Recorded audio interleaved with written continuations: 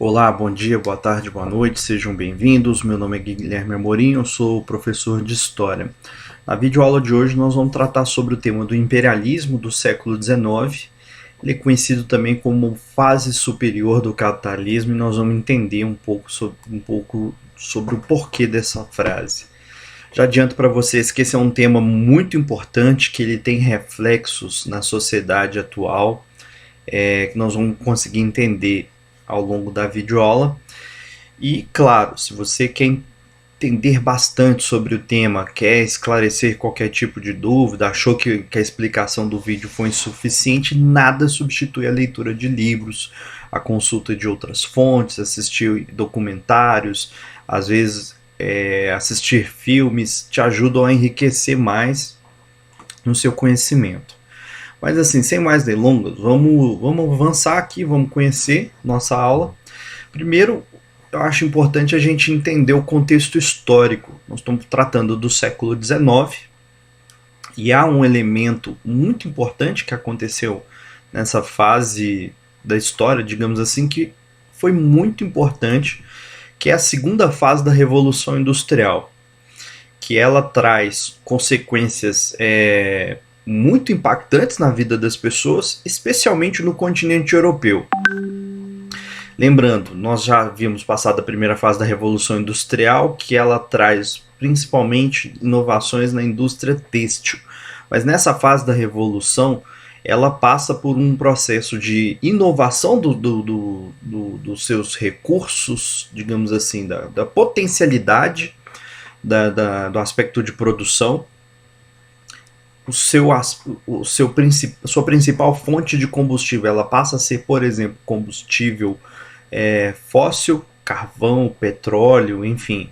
E a própria introdução da energia elétrica num determinado ponto, que isso vai ter impactos não mais apenas na Inglaterra, mas nas principais potências da época. Inglaterra, França, o Império Austro-Húngaro, o Império Alemão, que estava ali se formando, até mesmo nos Estados Unidos. E disso há um processo de progresso em forma de avanços tecnológicos. A indústria se dinamiza, ela passa a avançar em aspectos e inovações, há uma fase muito importante, muito próspera da humanidade nesse sentido. E há, então, a introdução da energia elétrica, do petróleo, da gasolina e do diesel como fontes de combustível para alimentar as novas máquinas da indústria e, consequentemente, algumas das máquinas que vão ser produzidas, inventadas pelas indústrias.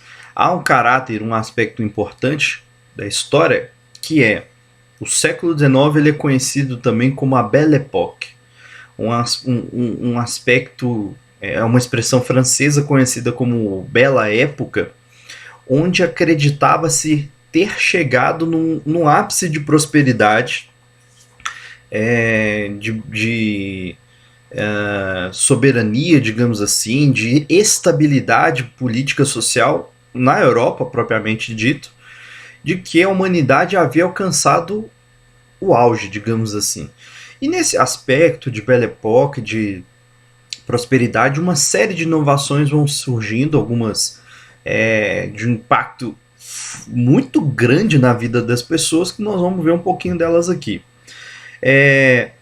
Isso aqui é fundamental, de que esse aspecto da Belle Époque, das inovações tecnológicas, dessa prosperidade da Revolução Industrial, enfim, tudo isso vai ter impacto principalmente voltado para a Inglaterra, Alemanha, Estados Unidos, Japão, França e Rússia, que vão ser conhecidos como impérios dessa fase do século XIX. E se a gente fizer uma reflexão a grosso modo, são países que até hoje têm ali uma predominância, conseguem impor sua política na região que atuam muito superior a outras. Então vejam só, dessa fase, desse contexto histórico, nós temos o desenvolvimento do domínio da energia elétrica, que ela é fundamental para a sociedade moderna. Se não fosse ela, você não estava assistindo esse vídeo, por exemplo. Você não tinha televisão, não tinha o fornecimento de energia dos eletrodomésticos para sua casa, mas principalmente a energia para as máquinas, para as fábricas funcionarem. Então isso tem um impacto gigantesco na vida das pessoas. Outro aspecto da Revolução Industrial, muito importante, o desenvolvimento da máquina a vapor, consequentemente sendo adaptada para a locomotiva a vapor, que a partir de agora torna-se possível deslocar grandes distâncias em espaços menores de tempo. Então a locomotiva ela reduz espaços, ela reduz fronteiras. O telégrafo, que caso você nunca tenha ouvido falar, é um aparelho que você conseguia emitir pequenas ondas elétricas que você conseguia transmitir mensagens. Eu vou brincar aqui que isso é o tataravô do WhatsApp atual. A partir do telégrafo, você consegue então produzir, você consegue transmitir mensagens a longas distâncias. Mas mesmo assim era uma forma criptografada, vamos falar assim, uma mensagem que somente ligava um ponto a outro. Mas do telégrafo, você dá um salto na parte das comunicações. A partir de então você tem a invenção do telefone, que também é um processo que revolucionou para sempre os meios de comunicação das pessoas. Então nós temos o telégrafo, que começa a substituir as cartas, e posteriormente o telefone, que encurta as comunicações. Isso vai ter impactos permanentes. Então veja como que essas inovações elas vão cada vez mais transformando, abrindo os horizontes de possibilidades para as pessoas. Ao mesmo tempo, a produção do primeiro automóvel da história de um camarada, se não me engano, Francis Carl Benz, que deu origem à famosa marca Mercedes-Benz alemã, que através do carro você tem ali uma possibilidade de substituir as carroças e gradualmente ter ali o carro movido a vapor. Então veja como que é outro salto de avanços tecnológicos. E por fim, o dirigível. A humanidade já tinha há muito tempo os balões a gás, os balões a vapor, digamos assim. Mas a partir de agora você tem os dirigíveis, que você também consegue quebrar um antigo sonho do homem voar na condição de ter ali uma maior fluidez, digamos assim. Então veja que há uma série de inovações que são desenvolvidas, que são aplicadas no sentido de que são consequências da Revolução Industrial. Que essas consequências elas vão ter um impacto muito grande na vida das pessoas, especialmente na Europa. Claro que isso tem reflexos para quem está aqui na América, no nosso caso no Brasil, na África, na Ásia, enfim. Mas isso é para criar um plano de fundo do que o mundo passava nesse período. E claro, cada uma dessas inovações, dessas máquinas, elas têm uma história à parte. Então, o Zeppelin, o carro a vapor, o primeiro automóvel, o primeiro telefone, o telégrafo, o domínio da energia elétrica, enfim, da vacina, uma inovação dos alimentos, enfim. Tudo são aspectos de que a Revolução Industrial ela veio para ficar na vida das pessoas. Mas nós estamos falando de imperialismo. Então, lembre-se que o imperialismo ele teve grande influência sobre Estados Unidos, Alemanha, Inglaterra, França, Japão e Rússia. Agora nós precisamos ver como que esse imperialismo ele se arquitetava na perspectiva ideológica. Como que ele se justificava. Como que esses países, essas nações, elas se utilizavam, elas se sentiam no direito de dominar outros povos, nesse sentido. Então eu escolhi 3 figuras históricas para que elas passem o seu ponto de vista, a sua definição de imperialismo, para daqui a pouco a gente ver como que o imperialismo se praticou, como se ele se deu na prática. Então vejamos.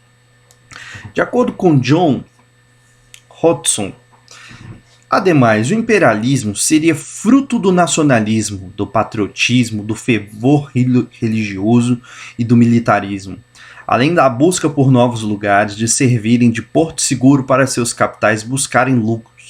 Os mecanismos para a instauração, o dia a dia e a perpetuação do imperialismo estariam ligados à propaganda oficial do governo, além da utilização do cristianismo como fachada para levar a cabo os interesses do capital monopolista. Essa é uma definição muito interessante do que é imperialismo e sobre como que ele se dá na prática. Então veja, essa é uma definição. Vejamos outra, de uma mulher muito importante do ponto de vista da luta da esquerda mundial, Rosa Luxemburgo. Seriam 4 os objetivos da luta imperialista para subjugar as economias que não eram de mercado primeiro. Entrar em posse das grandes quantidades de matérias-primas dessas economias, seja pela propriedade direta ou do barateamento do preço de suas mercadorias. Segundo, a destruição dos métodos tradicionais de produção para criar trabalhadores assalariados que tenham que vender sua força de trabalho para sobreviver.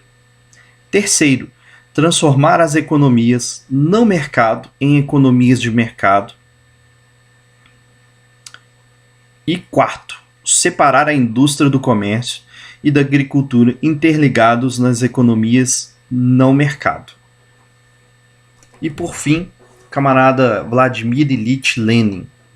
Segundo ele, a definição de imperialismo: todas as fontes de matérias-primas, e nos vimos com que ardor os grupos monopolistas internacionais dirigem os seus esforços no sentido de arrancarem do adversário toda a possibilidade de concorrência, de se apoderarem, por exemplo, das jazidas de ferro ou de petróleo, etc.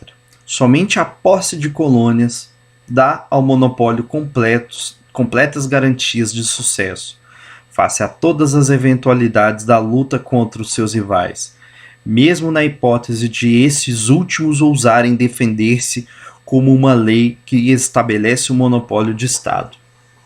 Então vejamos, nós temos 3 definições de imperialismo. Nós vemos que ele é uma consequência da segunda fase da Revolução Industrial na Europa. Então vamos entender o seguinte: a partir da Revolução Industrial, dessa nova fase, as indústrias europeias elas vão ter um salto de produção, um salto de qualidade, que elas vão fornecer os produtos mais diversos nos países, ali nas sociedades europeias. Mas vai chegar um ponto que essa economia ela vai se estagnar, ela vai chegar ao seu limite de produção e de consumo. Porque para você produzir carro, você precisa de matéria-prima, borracha, ferro, tecido, dos mais diversos. Para você produzir máquinas, você precisa de matérias-primas. Chega um ponto que as matérias-primas do seu território, do seu país, vão se esgotar. Você vai precisar buscar em outros lugares. Para você produzir ferramentas, você que produz telefones, você que produz produtos de consumo dos mais variados, você vai chegar uma hora que você vai vender para todas as pessoas que estão no seu território e vai precisar buscar mais territórios. Então é uma situação na qual a indústria, as economias, os governos, os impérios europeus, eles vão precisar mais uma vez na história buscar mercados consumidores e fontes de matéria-prima. Isso já havia acontecido na história da humanidade, mas de uma maneira diferente no século XV e XVI, mas com o advento do colonialismo. As potências europeias, no caso Portugal e Espanha, por exemplo, saíram da Europa, vinham à América em busca de matérias-primas. Retiravam essas matérias-primas daqui, levavam para a Europa e ali transformavam em produtos manufaturados.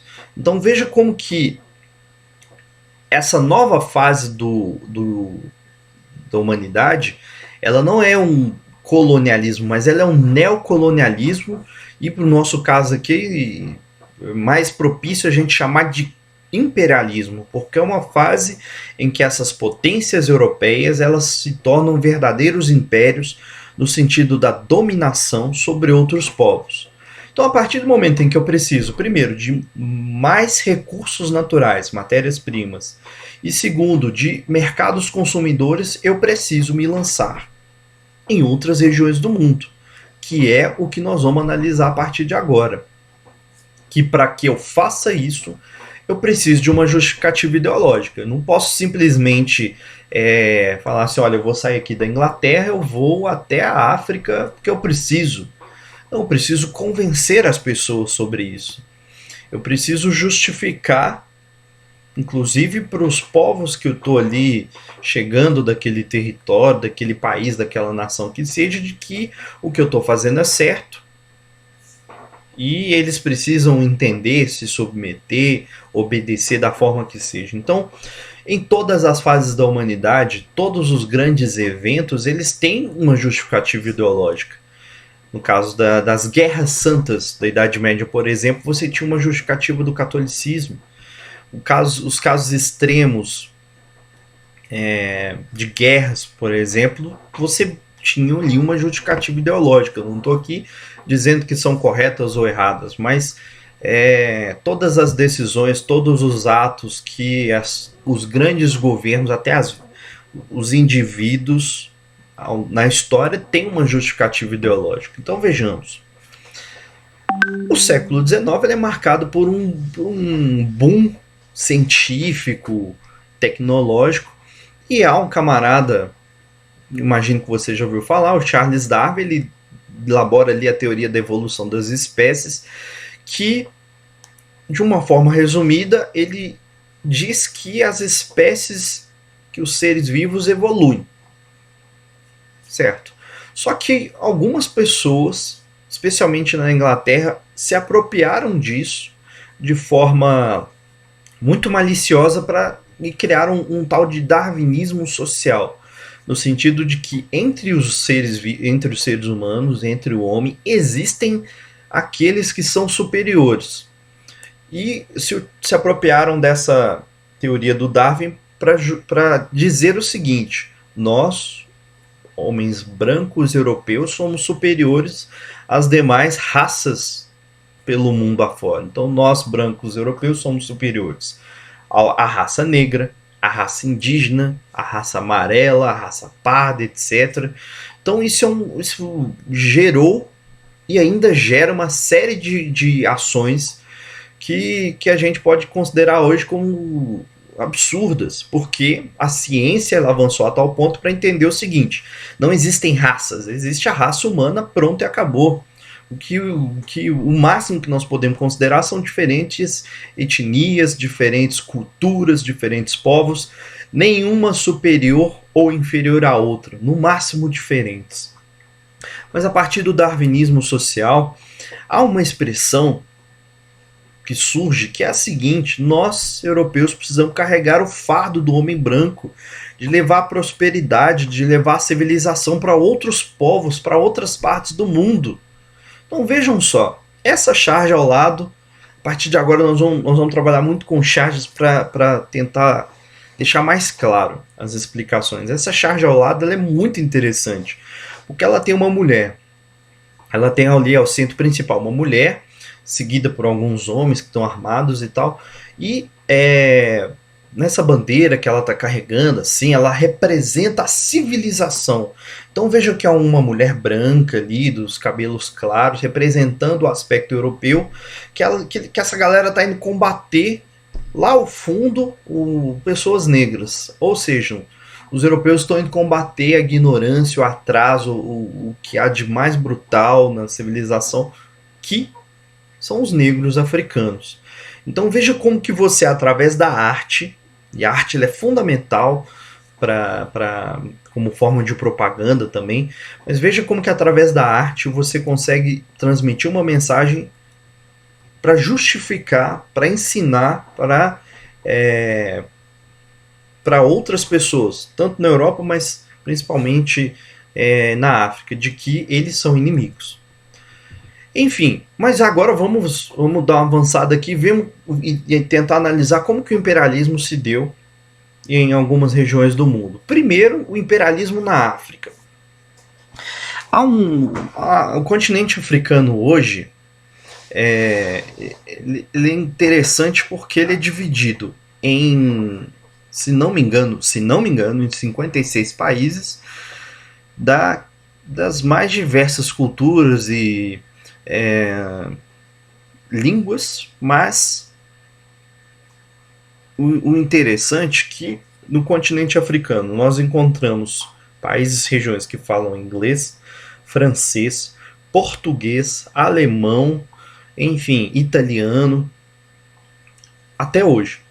O exemplo que me vem mais claramente é que a África do Sul, que lá um dos idiomas é o inglês. Isso porque durante muito tempo a região da África do Sul sofreu um domínio gigantesco da Inglaterra. E isso se deu principalmente a um episódio da história conhecido como Conferência de Berlim, onde esses países europeus, que eu vou mais uma vez chamar de impérios, eles se juntaram em Berlim ali para falar o seguinte: nós vamos fazer a partilha da África. Nós vamos dividir entre nós aqui quais vão ser as nações que vão ter o direito de explorar a seu bel prazer o continente africano. Certo. E essa charge aqui à esquerda, ela ilustra isso. São ali personagens que representam esses países que vão fazer esse processo.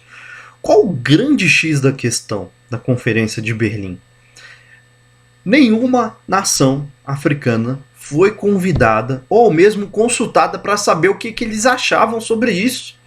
Falaram assim: olha, peraí, opa, sou contrário, como é que vocês vão vir aqui no meu território e vão me dominar? Não, foi uma decisão vinda de outro país, de outro continente, enfim, sobre o continente africano. Quais as consequências disso? Gigantescas, algumas até os dias de hoje. Primeiro, a partir disso você cria uma exploração desenfreada sobre o continente africano, de forma que uma riqueza incalculável vai ser explorada daquele continente. Segundo, você coloca dentro de um mesmo território comunidades que historicamente tinham ali rixas, que tinham disputas, mas que de uma hora para outra passam a fazer parte de um mesmo território. Você pega comunidades que até então eram tidas como amigas e elas são jogadas uma contra a outra sobre influência, sobre uma justificativa ou até mesmo propositalmente através das nações europeias. E não por acaso o continente africano hoje é um dos mais carentes, na verdade é o continente mais carente sobre o ponto de vista de ajuda humanitária, de desenvolvimento, do famoso IDH, Índice de Desenvolvimento Humano. Primeiro porque foi nada aqui de que são atrasados, de que, enfim, coitadinhos, mas é que sofreram um processo brutal de exploração ao longo do século XIX. Tiveram ali consequências depois com o advento da Primeira Guerra Mundial, enfim. Mas vejam só, essa charge ela dá uma dimensão do que foi esse processo, da influência do imperialismo sobre o continente africano. Essa charge ela é conhecida do Cabo ao Cairo. Do Cabo, a cidade do Cabo ao norte do continente africano, se não me engano, no Egito, até o Cairo, no extremo sul do continente. E esse camarada que está em cima, assim, tal, ele era um empresário inglês que ele tinha um sonho, um desejo de construir uma estrada de ferro que ligasse um extremo ao outro do continente. Só que para você fazer isso, você primeiro precisa de muita grana. Então, claro, os bancos ingleses tinham interesse nisso, então iam patrocinar essa empreitada dele, mas segundo, você tinha que empregar uma, uma gigantesca, um exército de trabalhadores para fazer isso. Segundo, terceiro, você tinha que passar por diversos países, regiões, comunidades, tribos que não iam aceitar isso. Então essa é uma das representações sobre como que o imperialismo se deu na África. E uma outra forma, uma charge que foi uma outra charge, um outro método da gente interpretar o imperialismo no continente é o seguinte: nós temos ali como principal uma pessoa do continente africano que ela está sendo representada ali, tipo, tentando se defender de uma cobra. Essa cobra seria o, o europeu tentando dominar de todas as formas possíveis para tentar impor a sua vontade. Agora, nós precisamos entender o seguinte: esse domínio sobre o continente africano ele não foi apático. Então, uma questão para a gente desmistificar aqui de que o imperialismo, de que os povos africanos, eles não se submeteram e não se submetem desde o processo do colonialismo lá atrás, muito menos ao longo do século XIX e hoje, um povo que luta bastante. Então essa charge, por exemplo, ela ilustra um processo de resistência do imperialismo na ilha de Madagascar. De que, mesmo no século XIX, a ilha de Madagascar ela já buscava ali um processo de autonomia, de desenvolvimento, de prosperidade, que foi interrompida por conta do advento do imperialismo. E outra forma também é de que essa outra charge ela tenta buscar ilustrar ali que houve muita batalha, muita luta das comunidades africanas com o domínio inglês. O domínio inglês com o domínio europeu. Agora, antes de avançar, sobre a questão da África, essa partilha, ela tem um aspecto muito importante. Por quê? Essas potências europeias, elas perceberam que, através da Conferência de Berlim, para que você de fato fosse detentor, pudesse explorar, enfim, ali aquela região, você tinha que ocupá-la. E para ocupar você tinha que fazer esse processo. Primeiro, estar presente, e segundo, utilizar da força para impor a sua vontade.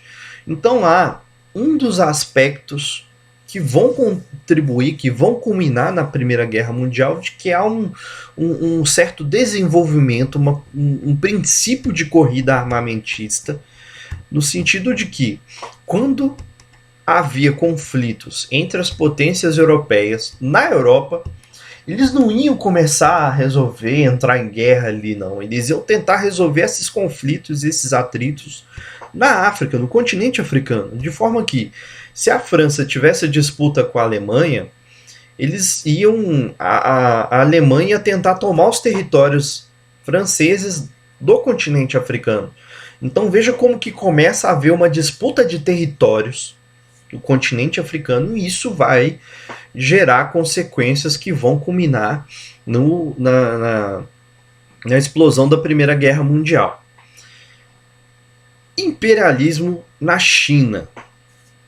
A China, ela é uma civilização assim, milenar, tem mais de 5.000 anos, mas ao longo de toda a sua história, ela sempre foi muito fechada para o seu mercado interno, para a sua cultura, enfim, mas que no século XIX, infelizmente, ela não consegue mais segurar as suas portas, as suas fronteiras, e ela acaba tendo o seu território invadido. E essa imagem ela é muito famosa, ela ilustra muito bem como que foi esse processo do imperialismo sobre a China.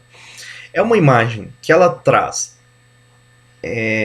os personagens que representam esses países que estão ali dividindo a China. Então vamos lá, vamos interpretá-la rapidão. Você tem primeiro esse personagem que está ali, a parte de cima, é um chinês, tá tipo assim, caraca, o que vocês estão fazendo? E da esquerda para a direita, a mulher nariguda de cabelo branco, ela representa a rainha da Inglaterra. Ao lado dela, você tem um camarada que representa o Império Alemão. Então vamos lá. Inglaterra, se não me engano, a Rainha Elizabeth. Segundo, o Império Alemão, com o Kaiser Guilherme I, se não me engano. Terceiro personagem representa o Império Russo, aí seria. Eu não me lembro o nome dele, mas representa a Rússia. Terceira, essa mulher representa a França. E por fim ali, olhando de quebradinha assim, analisando, representa o Japão. Então vejam como que praticamente todos os países europeus, todos os impérios, de alguma forma ou de outra tiveram influência sobre a China. Então, continuando. O imperialismo sobre a China, ele vai se dar de um aspecto tal que a Inglaterra vai ser um dos principais países a dominá-la. De forma que a Inglaterra queria forçar a abertura dos seus mercados, enfim, para derramar os seus produtos industrializados e ao mesmo tempo explorar os recursos naturais, tecido chinês, etc. Mas a China sempre resistiu no sentido de impedir com que esse comércio avançasse. Então os ingleses perceberam que uma das alternativas era fazer o contrabando. Ora bolas, vamos ali transpor a nossa vontade sobre os critérios chineses. Então os ingleses começam a traficar ópio. E o ópio é uma droga muito poderosíssima, que tem um potencial de vício gigantesco, que depois vai gerar um episódio conhecido como a Guerra do Ópio. Os chineses, eles vão, nessa forma de resistência, perceber que os ingleses estavam burlando ali as normas da China. Eles vão criar um episódio que eles vão invadir um navio inglês, pegar essas caixas que tinham ópio e jogá-las ao mar. Aí os ingleses ficam danados da vida e vão alegar o seguinte: olha, vocês nos causaram um grande prejuízo, nós vamos aqui nós vamos impor através da força, ou seja, nós vamos colocar o nosso exército aqui para forçar a abertura dos portos chineses às nações do mundo, mas principalmente nós ingleses. Isso vai gerar uma guerra propriamente dita. O Império Chinês perde, na verdade a China perde essa disputa para os ingleses, e ali há uma situação em que os principais portos chineses vão ficar abertos e a região de Hong Kong, por exemplo, vai se tornar uma província, ou vai ter grande influência dos ingleses durante muitos anos, mas muitos anos. Então esse é um exemplo. O imperialismo na Índia também ele se fez presente também por influência dos ingleses. E há ali uma situação que você tem o inglês, o europeu que está sentado, e há um indiano que está ali engraxando seus sapatos e tal. Mas do imperialismo na Índia há uma característica que é a grande presença militar, ou seja, soldados ingleses que estão ali tentando impor a sua vontade sobre os indianos, que vai resultar na Guerra dos Cipaios. Vejam só, o que foi esse conflito? Além do exército, além dos soldados ingleses, os ingleses recrutavam jovens indianos para alimentar essas fileiras do império, do exército inglês, enfim, para ajudar ali na manutenção da imposição das vontades da Inglaterra sobre a Índia. E há uma situação que vai ser o ápice para gerar essa tal Guerra dos Cipaios. Os ingleses utilizavam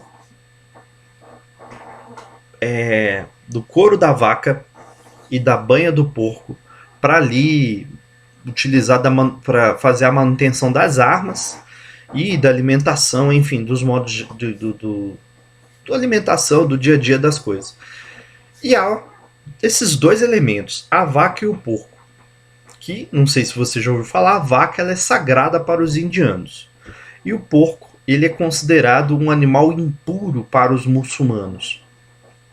Então, isso para os indianos gerou o seguinte: os indianos pensaram, os ingleses estão violando a nossa religião, e para os indianos muçulmanos, eles falaram assim: olha, eles estão nos obrigando também, eles estão violando a nossa religião no sentido de nos obrigar a manusear enfim, os rejeitos aqui do porco, que para os muçulmanos é um animal impuro.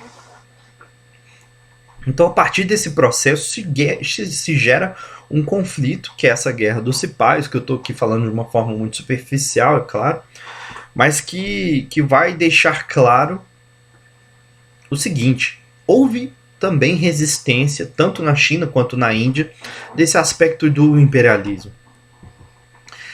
E aqui é uma situação muito interessante que tem muitos reflexos nos dias de hoje, que é o imperialismo norte-americano. Assim, os Estados Unidos, desde que conquistaram a sua independência, passaram pelo processo da Guerra Civil, eles começaram então a desenvolver também um aspecto ideológico de que ficou conhecido como Destino Manifesto, de que eles eram o povo, a civilização escolhida por Deus, que iria libertar as outras nações do mundo, especialmente as nações ali aqui da América, no sentido de que eles iam levar a prosperidade, iam acabar com o embrutecimento e tal. O que um pouco do darwinismo social, mas sobre o aspecto norte-americano. Isso vai se dar da seguinte maneira: primeiro, cria-se uma doutrina chamada Doutrina Monroe, que ela é conhecida como América para os americanos.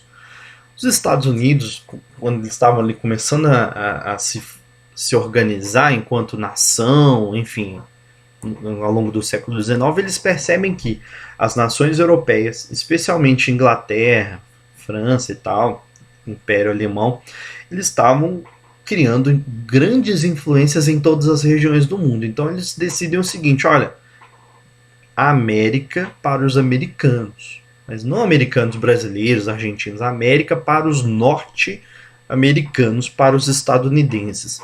Então ali nós temos a figura do tio Sam fazendo uma linha assim no chão, falando: daqui vocês não passam, e há um recado direto para o personagem gordo que representa um inglês, e o camarada ali de coturno com botas militares que representa o Império Alemão. Então vejam como que a partir de agora os americanos eles têm uma ideologia, eles acreditam ser aqueles que vão libertar a humanidade, e segundo, eles falam o seguinte: olha, América para nós, vocês com o imperialismo para lá, que se virem, que se danem para lá, mas nós vamos cuidar da América. Isso vai se dar de que maneira? Primeiro, uma política que ficou conhecida como política do Big Stick, ou uma tradução literal do grande porrete, de que os americanos eles vão começar a criar uma espécie de relação política, econômica, social com as nações latino-americanas, inclusive o Brasil, no sentido de a gente fala manso, vamos aqui fazer relação comercial, mas se não der certo a gente vem pela força então. Então vejam como que é o tio Sam, mais uma vez, ele tá com o pé nos Estados Unidos, mas ele tá com o pé aqui na América do Sul também, segurando um porrete. Tipo assim, se não der certo, a gente vem pela força. Isso tem um reflexo muito grande no Caribe. E essa charge ela é muito interessante também, porque você tem ali um personagem que representa os Estados Unidos, ele está caminhando pelo Caribe, ele está puxando uns barquinhos, uns navios de guerra e segurando um porrete. Tipo assim, estou indo levar o progresso, enfim, a civilização para essa região aqui do Caribe. Nós vamos ver daqui a pouco como que isso vai se dar na prática. Primeiro eu estou trazendo o Big Stick e depois os navios de guerra. Isso vai ter influência, mais uma vez, até hoje, na disputa do Canal do Panamá. Panamá é aquela parte do mundo. Digamos assim, você está saindo da América do Norte, América Central e América do Sul. Aquela parte mais estreita que liga o Oceano Atlântico ao Oceano Pacífico, foi ali sendo construído um canal onde os navios não precisavam mais dar a volta pelo extremo sul do continente para passar de um continente para o outro. Perdão, para passar de um oceano para outro. Você passa pelo Canal do Panamá, economiza uma fortuna no aspecto do transporte, da logística, etc.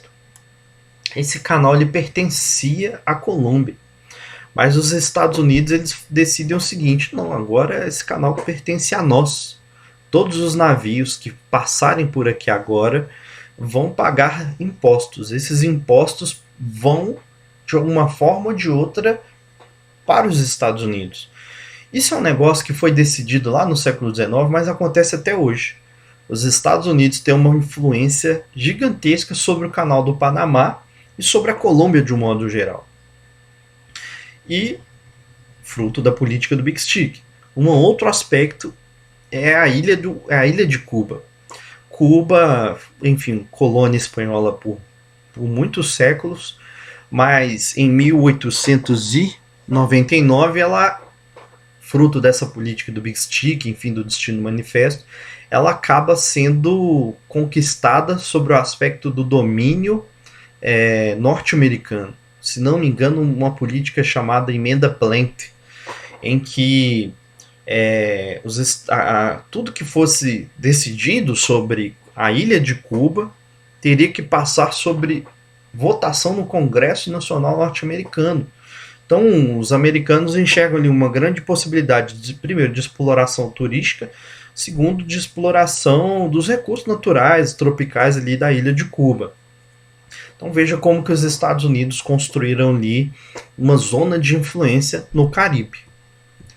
E por fim, essa charge ela é muito interessante, que ela demonstra o crescimento do imperialismo norte-americano. Por que a gente fala tanto dos Estados Unidos hoje?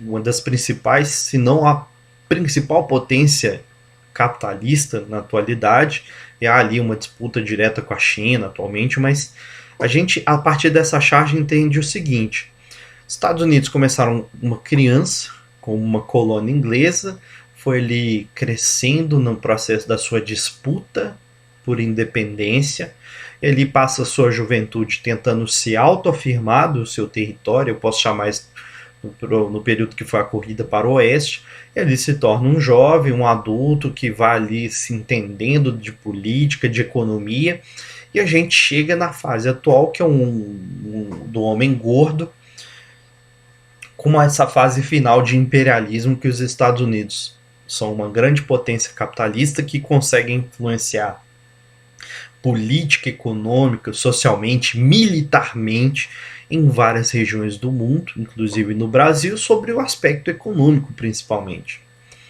Enfim, foram algumas das... Eu tentei aqui expor da forma mais objetiva possível. O imperialismo, claro que não se esgota somente nesses pontos, tem imperialismo japonês, enfim.